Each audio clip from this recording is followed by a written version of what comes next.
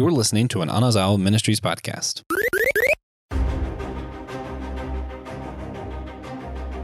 Would you like an alien for Christmas this year? I might like an alien friend anyway. Guys, welcome to the first of our What's News series. We're going to be doing this on Thursdays, sometimes Tuesdays this month, but look for it to switch to mostly on Thursdays. You'll be getting episodes of what is new and what is going on in geek culture and what we as Christians think about what is new going on in geek culture. We made this so that next time Bob Iger becomes CEO of Disney again, I have a chance to talk about it without having to schedule a month ahead of time. That's not why. But there are a lot of things like that we almost talked about and weren't able to because we scheduled pretty far in advance. So we're offering you this so that we can talk about more relevant topics for you guys on Thursdays. Tuesdays will be more of your deep cuts. This is Systematic Geekology. We are the Priest of the Geeks. Pastor Will is waiting on me to introduce us. I am one of your co-hosts, Joshua Knoll. I'm also co-host of the Whole Church podcast. And I've been binge watching Titans, which I've already watched all the way through, but season 4 started, so I watched it all the way through again. And yes, I've watched it all the way through twice in the last month and a half or something. I like it a lot.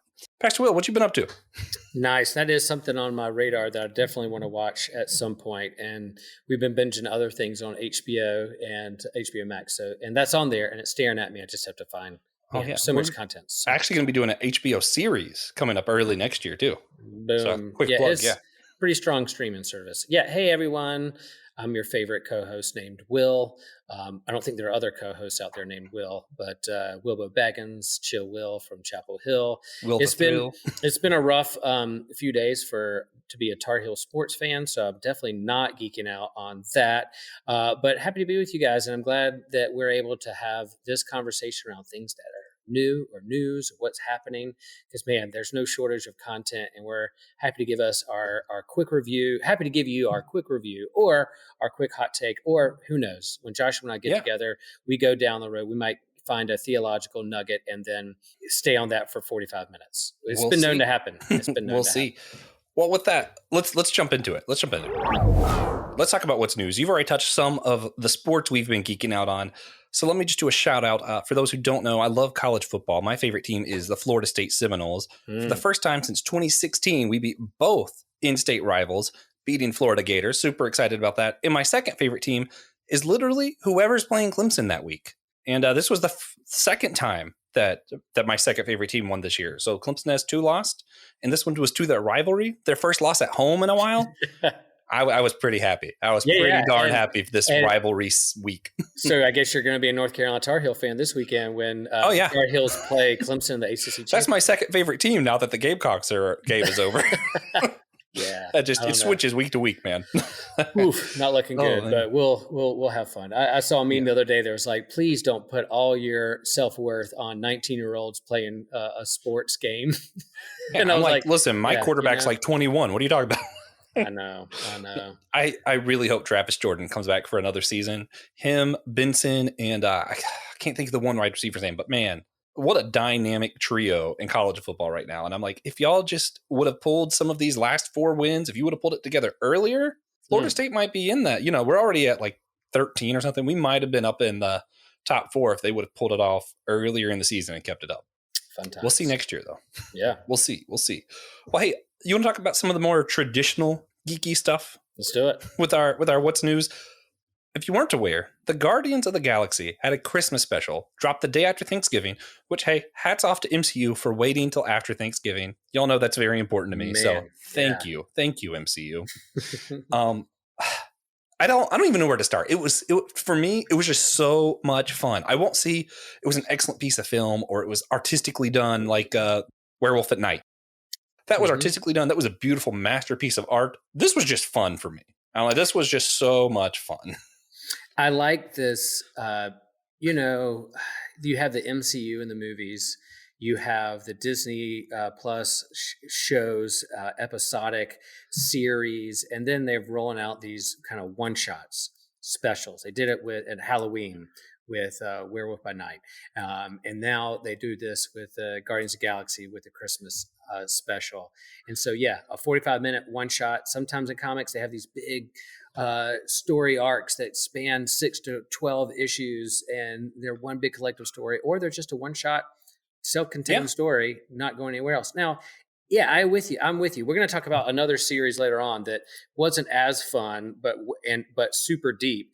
This one was just like a lot of fun and not very deep. There's a few nuggets here and there building on the MCU and the Guardians characters and that kind of stuff, but it was just like, let's have fun. Let's talk about these things and go from there.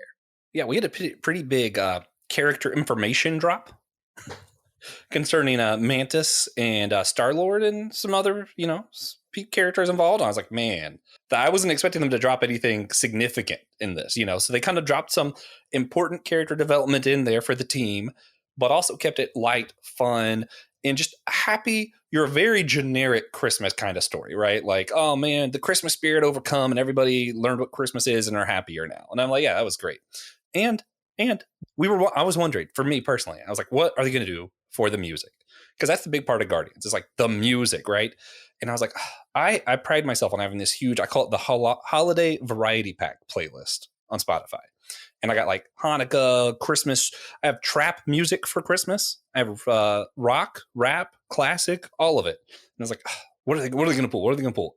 I think they pulled mostly songs that I didn't have on there, and they made up a couple of songs for this. Yeah, James Gunn is known for his soundtracks for the Guardians of the Galaxy Volume 1, Volume 2, and then even what he's done with Suicide Squad and Peacemaker. Like his soundtrack and what he pulls in terms of music to back up his story is just legendary. And so going into this, I was ready for that soundtrack. And they made up a song. They brought in a band, the old 97s, to play these aliens. And the name of the song, and this is kind of the epitome of, or kind of, I think, gives a snapshot of what this show is all about, was that the main song that they played was, I don't know what Christmas is, but Christmas time is here.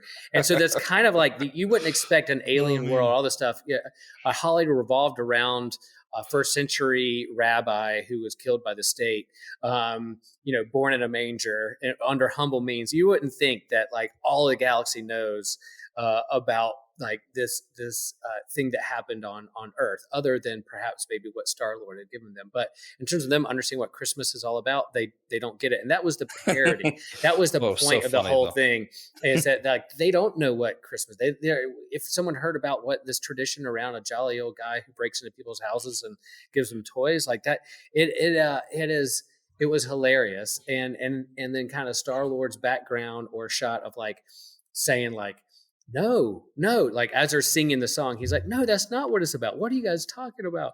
That was so super fun. And we've kind of seen other characters, the lesser known characters, or that gets a lot of limelight. Drax and Mantis, especially Mantis, got a little bit more of the limelight because she hasn't been in a lot of the movies. She hasn't got a lot of attention. So she really kind of, this is her time to shine. And I'll share, like, there are some moments I'm like, man, I don't know if I like this duo of Mantis and Drax. They're kind of getting on my nerves a little bit. I love them. They for me at first, it was kind of like I had to get used to it or understand it. It was fun. It was good. But those two, they're bantering back and forth or yelling at each other it just weared on me a little bit. Maybe it was just the mood I was in. But by the end of the show, by the end of the special, I had a lot of fun, and it warmed my heart. So it was good. I cracked up at the gift Mantis got Drax. That it was so fun. Like, it was so predictable but so funny. Yeah, and that was kind of the theme for a lot of it. It was predictable but funny.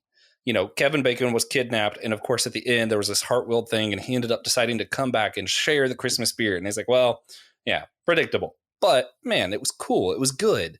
I don't think there was any real complaints I had about it, but there wasn't a ton of substance to it. Right. It was just kind of, it was fun. It was good Christmas fun, something I needed to kickstart my holiday season this year. So, if I'm going to rate it 0 to 10, I'll probably give it a 7. It was really good, but there wasn't enough substance for me to rank it like super high, Yeah. That's, it depends on where you're at and what you're kind of looking for, but I'm right there with you. I'll probably give it a 7. I think, that when you think about holiday specials, the infamous one, the legendary one is the Star Wars holiday special, which makes people go, uh-oh, what's going on? It's so bad it's good. Or what do they think about? Oh my gosh. So they're playing on that too. That's like, Yeah, there's a little bit of action, but it mainly just kind of focuses in on a kind of a parody of a general holiday special with all the tropes and the cliches that you could throw into a Yeah. Marvel holiday special. Yeah. Tons of fun. I definitely recommend everybody check it out. If you haven't seen it, it's worth watching. And I think it's building towards something for Guardians 3. Mm-hmm. So check it out. Check it out. I think it's worth it. All right. On to our next thing. The next couple Will hasn't seen, and one of them I'm kind of just disappointed. Tim Allen's The Santa Clauses. Mm-hmm. Mm-hmm. You need to come back on what's new once you've seen a couple, so we can talk about this. Because I actually am particularly interested in your take. This series is it's fantastic, but the But premise let me is, share real fast. Like the whole Tim Allen Santa Claus movies and things were a little bit outside of my generation. Like it hit at a time when I didn't pay attention to that as much. So they aren't a part of my like Christmas tradition or watching or like holiday movies. So it was, I guess they came out late 90s, mid 90s, hey, late 90s. hey, cut that out. I'm trying to geek shame you. I know. I was like, you can. It just wasn't a part of my I'm joking, repertoire. Of I was late high school, early college, and I wasn't paying attention to Yeah. it. So I know there's a whole generation. This is like, man, that's my Christmas Yeah. movie. My generation wasn't. grew up with this. I was 2 when the first one came out. Right. And Right. yeah. So this is, the generations after me, they grew up, their parents made them watch this because, it's just fun Christmas stuff. But this is a TV series, and the premise really is, which also I have to point out one thing I love. His elf that he's hanging out with a lot of the time is named Noel, and it's spelled Noel. Okay. My family finally got some recognition in a Christmas movie. For those who don't know, my name is spelled Noel, and we do pronounce it Noel. So I'm like, hey, they threw that in there. They, kind of gave me a bone, made me happy. But the series really revolves. Santa is losing his magic, and there's this whole thing going on, and he's considering retirement, looking at who could possibly be a replacement. Could Peyton Manning replace Santa? They have a whole scene about that. Peyton Manning is in this doing an interview for Santa. Wow. It's hysterical. It's goofy. It's funny, but it also gets to, this is where I think it's a really good blend of the fun Christmas spirit and also some of this deeper stuff of, okay, do I want to retire to spend more time with my family? Like, how important is that? But also, we live in this paradise. How is that affecting my kids? I mean, is it affecting them not being in the real world? And is taking them out of that cruel at this point? Do they belong here? Do they belong in the real world? There are a lot of questions about identity, a lot of questions, with Miss Claus of not having an identity, a lot of questions of when do you know it's time to move on? Because, there's part of him that wants to stay here because and this is why I think your perspective would be really interesting. Part of him is he's literally doing the most charitable thing in the world. Like, that's his job. And how do you walk away from that because of your family? I mean, is that selfish even? And I do wonder, I think that's something a lot of ministers face, which is why I think it's really interesting is, how do you retire? How does ministry affect your family? Like, when do you know to walk away? When do you know what's good for your kids or not? And really challenging questions in this series. Yeah, and I wrestle with that too. And I've seen it happen in other places, but it's where like your identity is so attached to your vocation that you can't separate the two. And this idea of passing on to the next, or that you're a part of something that's larger than you, that's going to move on without you, is something really important to digest and think through. Like, yeah, I love my church, Holy Trinity, but hopefully this church will live on past me well after I'm gone, whether I'm here another couple years or 10 years or 5 years or 20 years, or whether I die and they have to go on. This church will hopefully last for another 100 years without me. So what I'm doing now is building upon a legacy that others hopefully will pick up. And I think that's a big part of it. And so, yeah, that Santa being passing on the mantle to the next one is a big part of that. I think that's a great reflection. Great question to ask. And a lot of things they're hinting at, but they haven't got there yet. I think they're going to end up getting there. Is this idea of, why does Miss Claus have no identity? Can a female be Santa Claus? I think they're going to go there. They haven't yet, but it kind of seems like they're going to go there. Mm-hmm. And there's this ethnic thing. The person right now that it looks is going to be the new Santa Claus is Asian Indian, and I'm like, oh, that's okay. for Tim Allen is what I'm thinking. You know, we typically think of him as the super conservative guy. Everybody has this stereotypical ideas of what he's okay with. And here he is in this show that's really wrestling with the idea of how do we give opportunities to the minorities in the world? How do we give opportunities to women? And I think it's really powerful to see that it's not just liberals who can care about this. Yeah, that's interesting. What platform is this on? The Santa Claus? Disney Plus. Yeah, Disney Plus. Mm-hmm. Yeah, I'm excited to see where they go with it. A lot of people are just like, oh, it's just kind of men. I'm like, okay, first, there's the nostalgia bit that I love. And then there's these, to me, I am really seeing these deep questions. And maybe it's because I'm watching it knowing I'm going to talk about it on this show, right? Yeah. Maybe that's why I'm seeing some of it. That's right. But, there's definitely a way to, if you know you got to talk about it and go a certain way, you're looking different way. You're looking at it from a different angle when you know you have to do that. I started watching my shows a lot deeper than I did beforehand. Exactly. But yeah, if I had to rate it right now, it's hard for me to say because it's the story's not finished yet, right? But I'm going to say right now I'm giving it an 8 with a big asterisk mark of if they finish the story well, it could be a 9 or a 10. If they finish it poorly, it could be like a 2. You know what I mean? If they decide actually only Tim Allen can be Santa, this story flunks. You know, they need to pass it on well, and they need to explore these ideas of identity with different genders and ethnicities for me to really appreciate it. So nice. I think that's where they're going. I'm excited for it. Another one Pastor Will hasn't seen, Titans. I mentioned it earlier. We're not going to stop here very long simply because we're going to talk about it in our HBO series next year. Season 4 right now. Fantastic. I'm just going to go ahead and tell you, I've given it an 8 out of 10 right now. Again, asterisk to see where the story goes. But you're seeing a lot of this supernatural and magic versus, sci-fi alien and kind of stuff. A lot of the story revolves around Connor Kent, Superman and Lex Luthor's clone child thing. It's a long story where he has felt, well, I'm invincible. Why don't I do more of the work? Why aren't I more a part of all this stuff? And all of a sudden he realizes he's actually not invincible against magic. If you didn't know this, one of Superman's weaknesses is magic. Yeah. So it's really fascinating to see that. And also the new magic character at one point stops and is praying. And you could tell like people don't say anything about it, but they're kind of like, what do you mean you're praying? Magic and prayer does it. You can't do both. It's like, actually, magic works a little bit different in DC. It's not necessarily its own religion or anything. It's just, it's a thing. Yeah, so Titans revolves around kind of the original Teen Titans and, Dick Grayson, the original Robin, who eventually becomes Nightwing. So a lot of backstory there. And I do like Nightwing as a character. I love Dick Grayson. So cool. And when this series first started, hit the streaming services, I did not have HBO Max, so I fell behind and did not watch it. Yeah, and so that's why I haven't.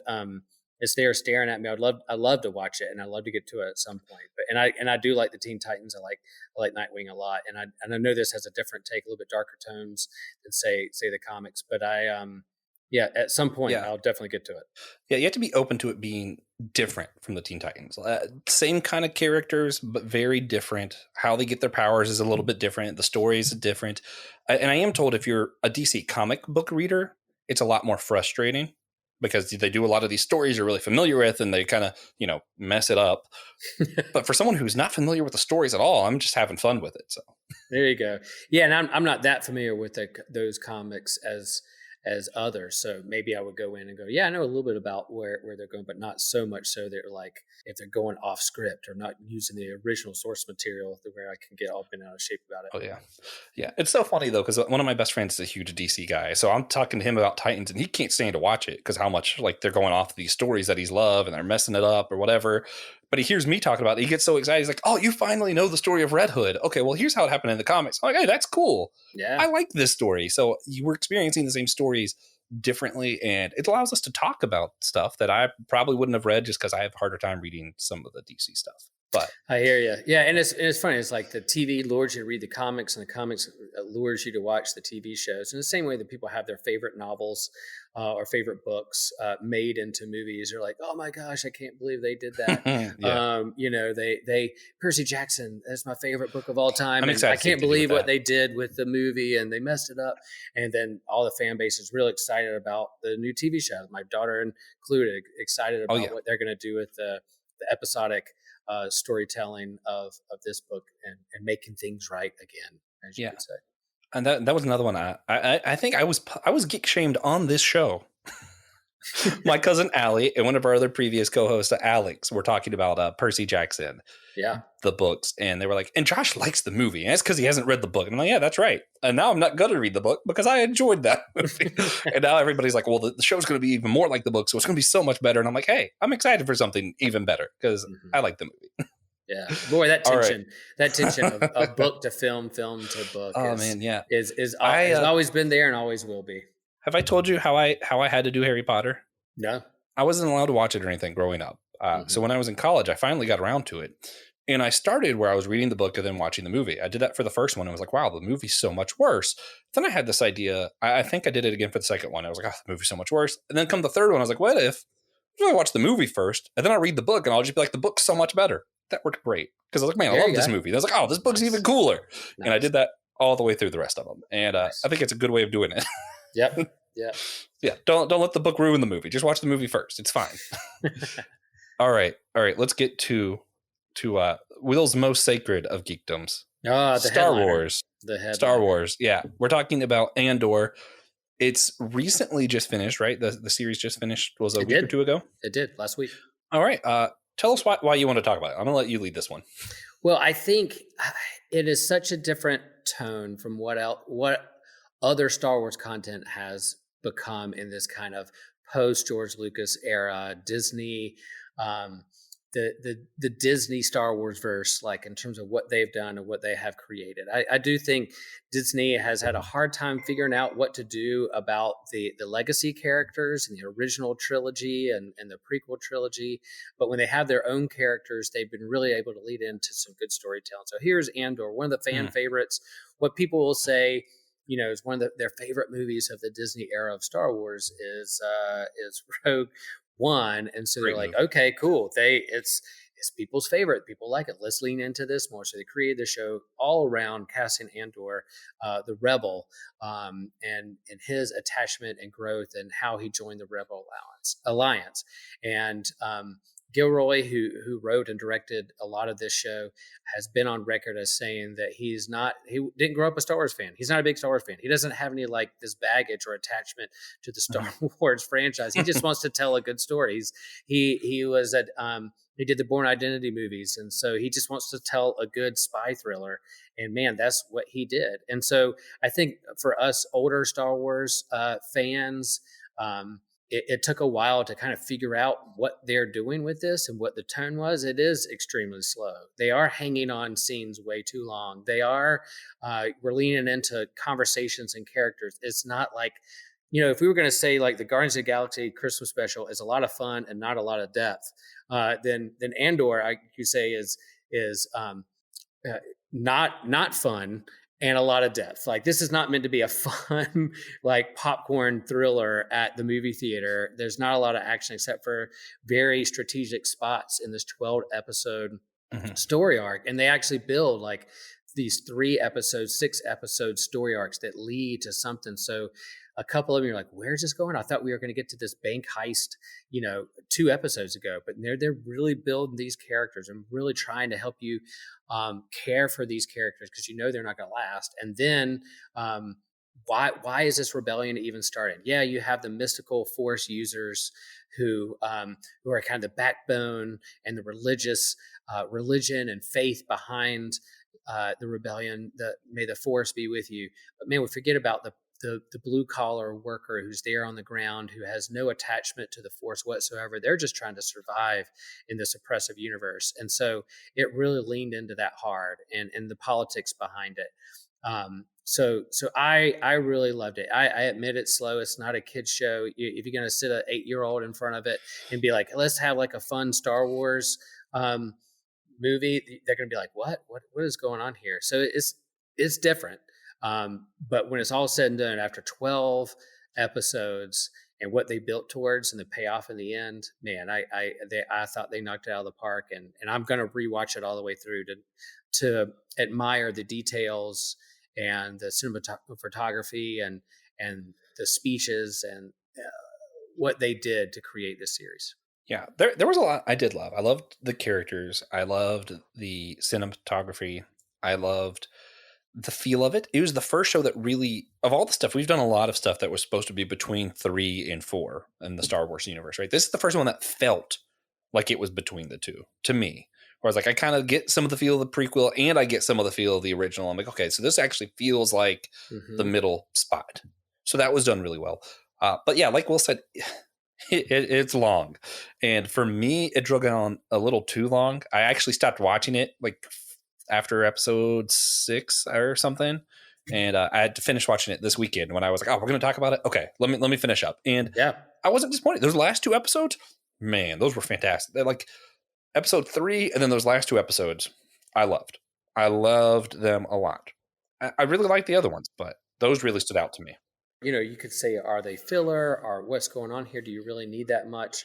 But I think with what their story they're trying to tell, that pays off, and it lets these kind of big action or heavy moments really carry extra weight with it. And I think some of the acting along the way, some of the speeches and character development and conversations, I will go on a limb and say Emmy worthy. I think that I will not be surprised if it gets some Emmy nominations when it comes to not just the set design and the sound, which Star Wars usually gets. They get us through a few bones thrown towards it in the Oscars or the Emmys because of like, oh, cool special effects in the sound and those kind of technical aspects of it. But I really think the acting and the weight of the characters and what they're going through and what they're trying to accomplish could win some awards. And if it doesn't, that's fine. But man, Luthen, the mystery around Luthen, this character, is he a Jedi? He's bankrolling the rebellion. He's sacrificing people. He's given some conversations around like, what he has sacrificed and what he continues to sacrifice and wrestle with this growing rebellion. Oh man, just the weight of it all is there. Just is so good, so good. I can't express enough how much I love that character and where he took Star Wars on terms of depth. Interesting. That character really didn't stand out that much to me. Josh. And I'm Josh with the wrong opinion, right? I know most people loved Andor a lot more than I did. I did really like it, mind you. My attention span is only so long. Yeah. For those who don't know, ADHD. Some things are hard to watch. I loved Dune, but it was hard to watch. The only long thing I can get through is the extended cut of Lord of the Rings. And even then, back in the day, I had to watch like 30 minutes at a time and come back. And sometimes I still have days where I'm like, okay, I love this, but I can only watch like 20 minutes. So, it's just a matter of breaking it up for people like me who just kind of have some of this stuff to deal with. But what did stand out to me, I loved how they humanized some of the people in the Empire and the Senate at this time. Mm-hmm. Right. Like they were real people. They weren't just, generic bad guy.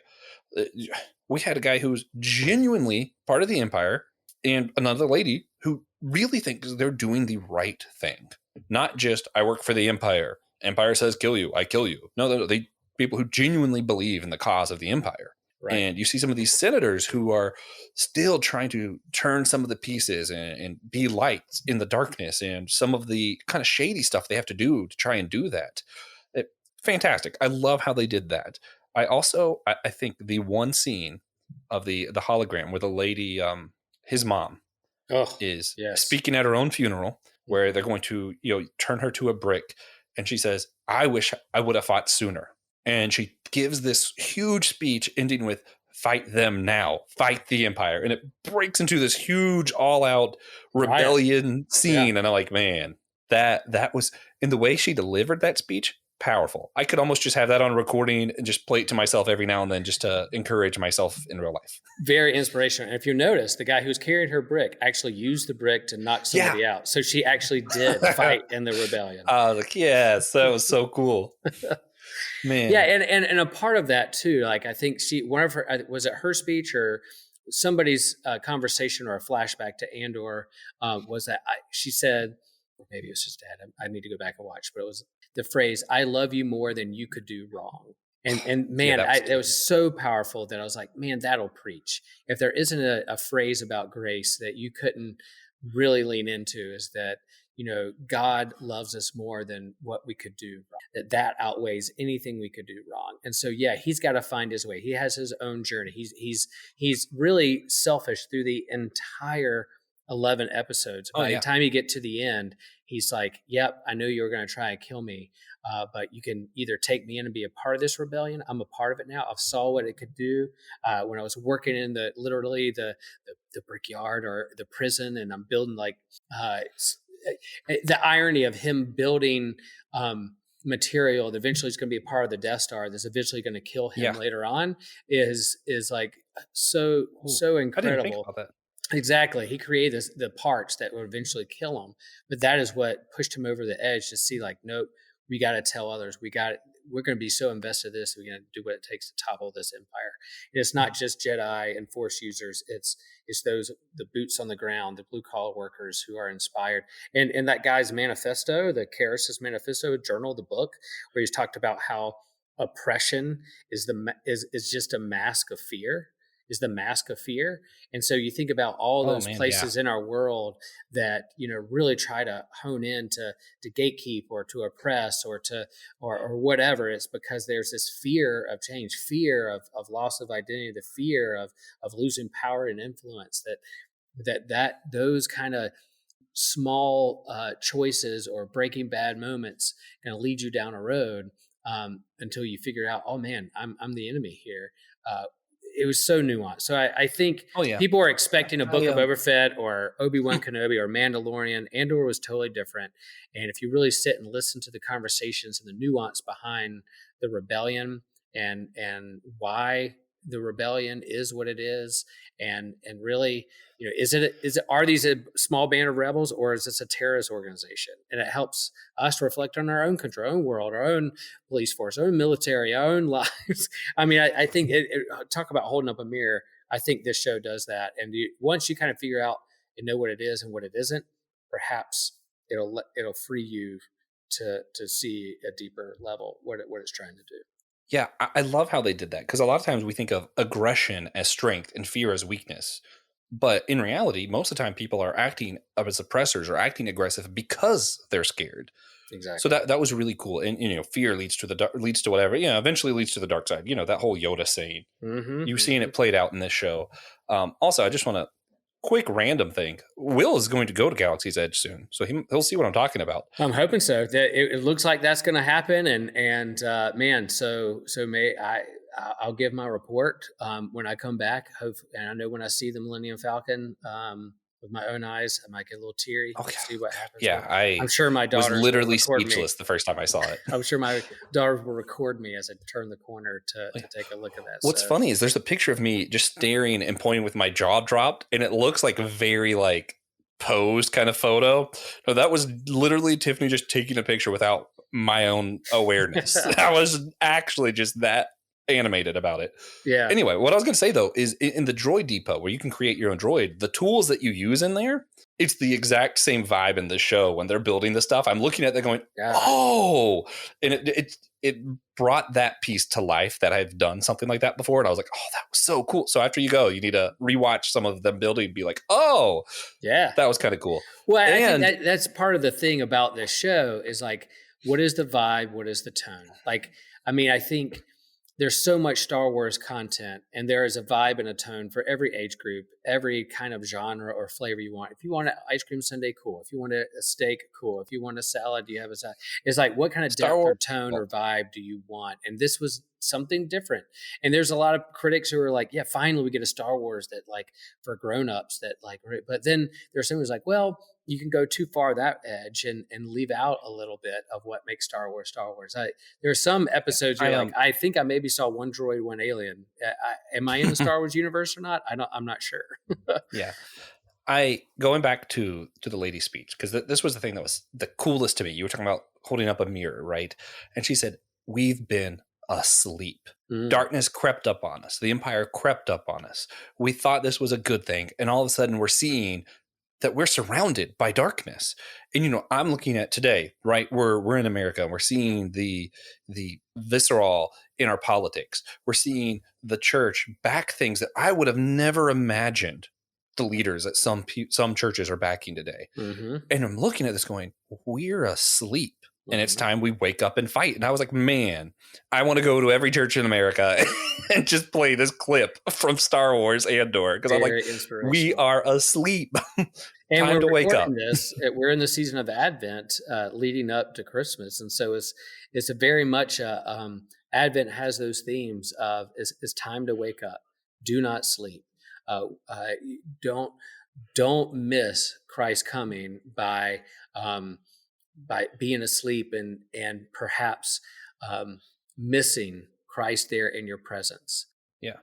All right. So, Joshua, do you think Luthen is a Jedi or just a rich antiquities archaeologist who's bankrolling the rebellion? Neither. Oh.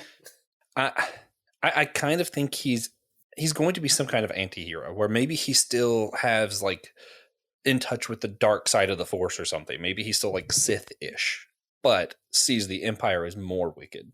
I'm going anti-hero with them.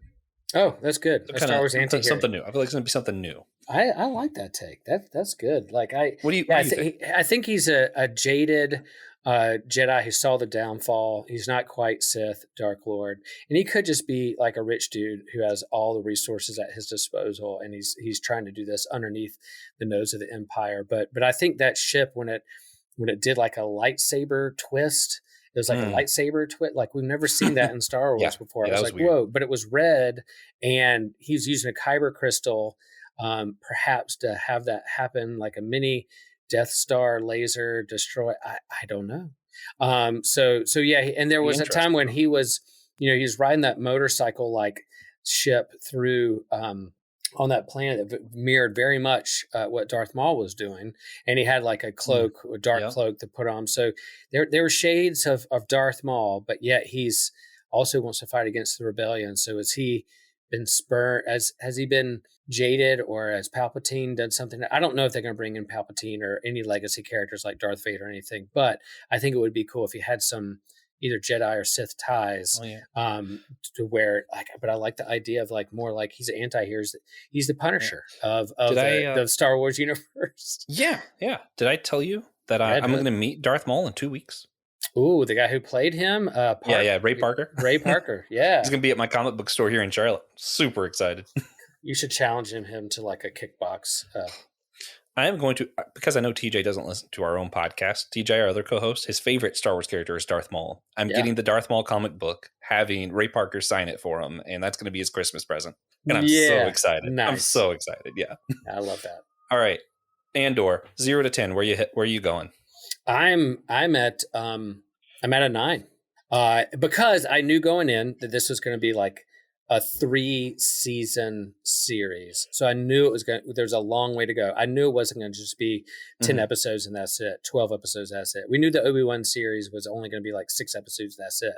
But this one I knew it was going to be 12 episodes and we're going to get more seasons. So I was like, I'm in for the long haul. And so I didn't go in thinking it was going to do a lot of he wasn't going to join the rebellion until the very end, or even not till season 2. So I went in knowing that. So I give it a 9 for just where I am in life. I'm gonna give 2. For me personally, I'd probably give it a 6 because it was so long, and I like my Star Wars to have a Grogu, an Ewok, even a Jar Jar. Something funny, something fun and lighthearted. I like that in the mix. Yeah, I'm the weirdo who loves Jar Jar. My wife actually talked about getting a Jar Jar tattoo next to her Darth Vader tattoo, and I'm like, I'm all for it. Let's do it. And other people are like, Jar Jar is the worst thing that's ever happened to Star Wars. Shut up. But whatever. Like what you like, don't be a jerk, as Joe says, right? And as our new T-shirts are gonna say. I also, if I had to rate it for other people who aren't me, I'd give it an 8. Because the only thing that's holding me back is it's a little dry, it's a little long, and I like fun stuff. If you like more serious, drawn out things that are really taking the time to build characters, this is an excellent show. I don't want to disparage it at all. And that's why I'm giving 2 ratings. Boom. There you go. I think that's awesome. That's legit. So with that said, are you ready to wrap this one up then? Wrap it up. All right, here we go. Ending our first What's News episode. Thank you all for listening. Goodbye. No. All right, guys, we are still going to do our recommendations. I am going to recommend watch Tim Allen's The Santa Clauses. That's going to be mine. I know we talked about it earlier. If I had to pick one of these 4, that's the underdog pick for me, is where I thought it was just going to be cheesy, whatever, and Disney's just grabbing for money. And then I see it and I'm like, oh no, there's so much depth to this. So that's my underdog pick. Watch that.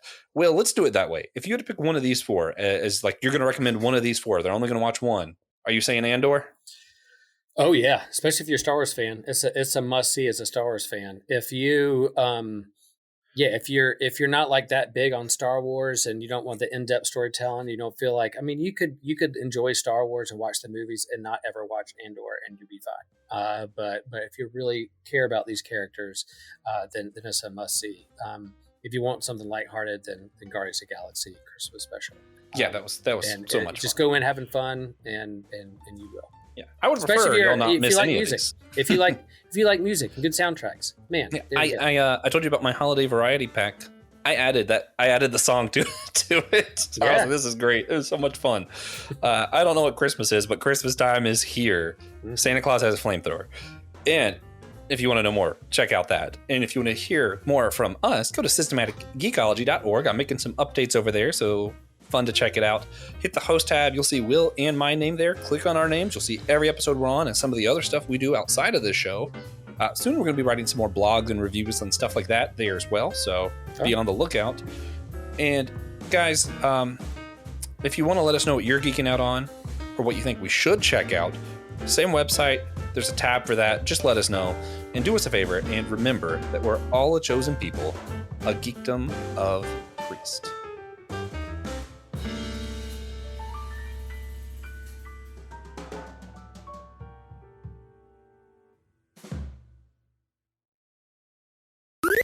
This was an Anazao Ministries podcast. If you enjoyed this show and would like to learn more about our network, be sure to check out the Anazao Ministries podcast network.